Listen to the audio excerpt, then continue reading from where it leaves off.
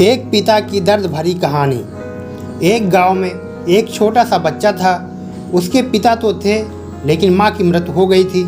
पिता सारा दिन काम करता और अपने बेटे को पाल पोस कर बड़ा करता है। वह सारे सुख अपने बेटे को देता है जो एक माँ दे सकती थी। उस पिता ने भगवान से कभी कुछ नहीं मांगा, सिर्फ इतना ही मांगा कि मेरे बेटे को कोई परेशानी ना हो। दिन बीतते गए, बेटा पढ़ लिख कर अच्छा जॉब भी करने लगा और वह शहर में रहने लगा। कुछ दिन बाद वह अपने पिता से मिलने आता है और कहता है, पापा मुझे कुछ पैसों की ज़रूरत है। मैं चाहता हूँ कि शहर में ही ज़मीन लेकर अपना घर बना लूँ। पिता इस बात को सुनकर बहुत खुश होते हैं। सोचते हैं कि मेरा बेटा है, एक न एक दिन नाम करेगा।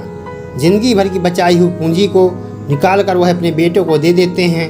बेटा शहर चला जाता है और उन पैसों से अपना घर बना लेता है। पिता इधर इंतज़ार करता रहता है कि मेरा बेटा फिर से आएगा, एक न एक दिन तो मेरे पास ही आएगा। उसके पास अब कोई नहीं जाता था, क्योंकि ना ही उस पिता के पास पैसे थे और ना ही रहने की जगह थी। कुछ दिन बाद बेटा फिर लौट कर आता है और अपने पिता से कहता है, पापा अब आप दादाजी बनने वाले हैं। पिता को बहुत खुशी होती है।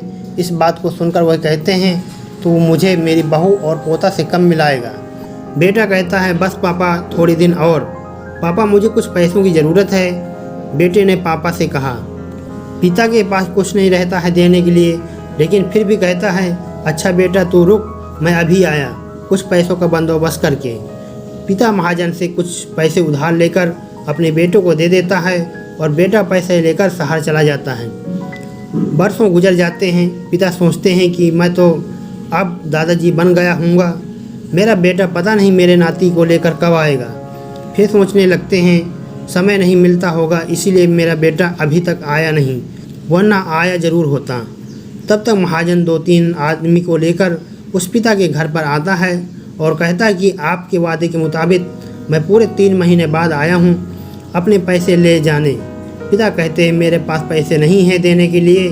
महाजन कहता है, जब पैसे देने नहीं थे तो आपने मुझसे उधार क्यों लिया?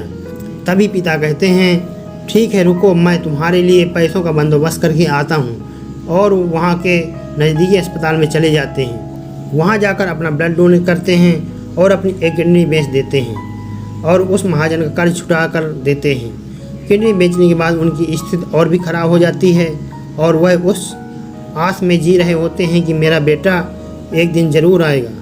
इस आस में जीते जीते एक दिन पिता की मृत्यु हो जाती है, परंतु उस बेटे को अपने पिता को आग देना भी नसीब नहीं हुआ। दोस्तों, आपको स्टोरी कैसी लगी नीचे कमेंट करके हमें ज़रूर बताइएगा। अगर आपको ये कहानी पसंद आई हो तो अपने दोस्तों के साथ ज़रूर शेयर करें और ऐसी ही प्यारी कहानियाँ सुनने के लिए हमारे YouTube चैनल को सब्सक्राइब कर लें। धन्यवाद।